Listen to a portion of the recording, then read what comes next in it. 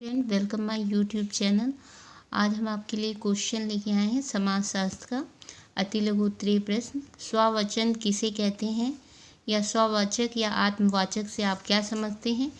तो आंसर है, जब स्वयं के बारे में आप स्वयं को बाहर से कैसे देख सकते हैं, इसे स्ववाचक या कभी कभी आत्मवाचक कहा जाता है।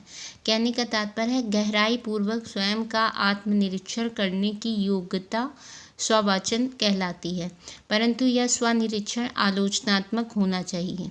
यानी कि इसकी जो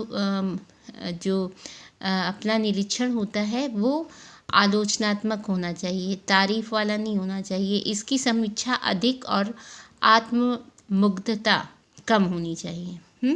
अगला क्वेश्चन है, बंध्याकरण क्या है?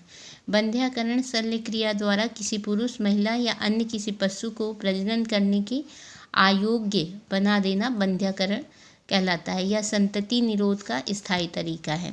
दूसरे शब्दों में आप ऐसे भी लिख सकते हैं कि संतानों की उत्पत्ति को नियंत्रित करने के लिए सर्जिकल विधि द्वारा पुरुष में नसबंदी तथा स्त्री में नसबंदी को बंध्याकरण कहते हैं। क्वेश्चन है, जाति शब्द को परिभाषित कीजिए। तो जाति शब्द अंग्रेजी के कास्ट, जाति को परिभाषित कीजिए। जाति शब्द अंग्रेजी के कास्ट शब्द का हिंदी अनुवाद है, जो पुर्तगाली भाषा के कास्टा शब्द से बना है।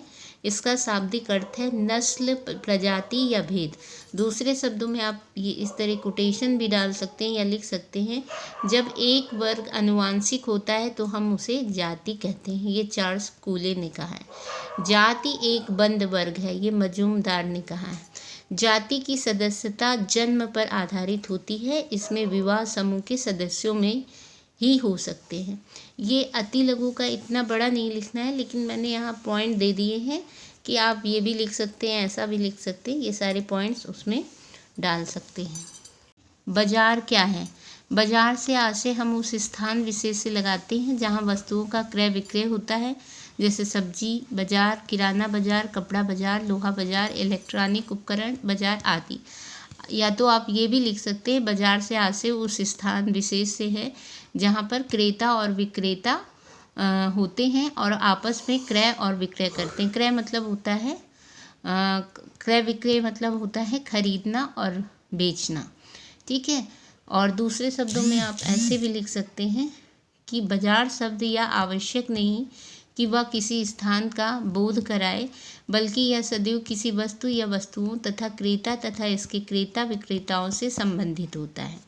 यहाँ पे बाजार शब्द यह आवश्यक नहीं है कि वह किसी स्थान का बोध कराए।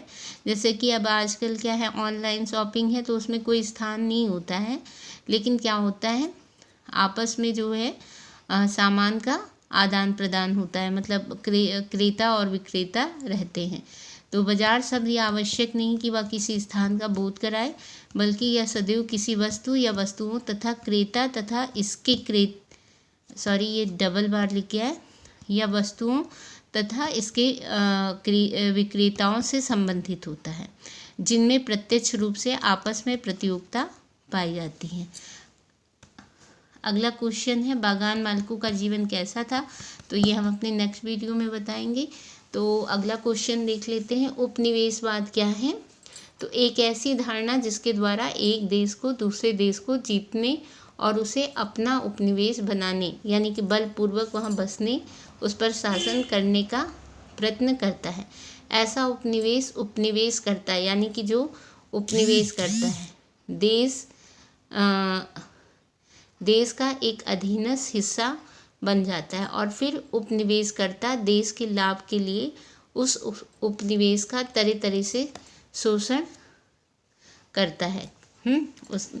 अगला है, ये आप कोटेशन में भी डाल सकते हैं या ऐसे भी लिख सकते हैं, उपनिवेशवाद वह प्रक्रिया है जिसके द्वारा कोई विकसित या संपन्न देश किसी अन्य अविकसित या गरीब देश की व्यापारिक गतिविधियों को अपने हित में प्रयोग करने हेतु वहाँ अपना उद्योग और व्यापार स्थापित करता है, और वहाँ के जो संसाधन हैं या कच्चे माल हैं उनका प्रयोग बड़े पैमाने पर मशीनों द्वारा वस्तुएं तैयार कर उनका व्यापार करता है। और इस प्रकार सारा आर्थिक, यानी कि जो पूंजीवाद है, जो लाभ मिलता है वो खुद ही हड़प कर जाता है।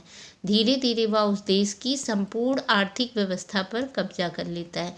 इस प्रकार उपनिवेशवाद की प्रक्रिया ने न केवल भारतीय आर्थिक व्यवस्था को ही प्रभावित किया है, अपितु भारतीय समाज व संस्कृति को भी बड़ी गहराई तक प्रभावित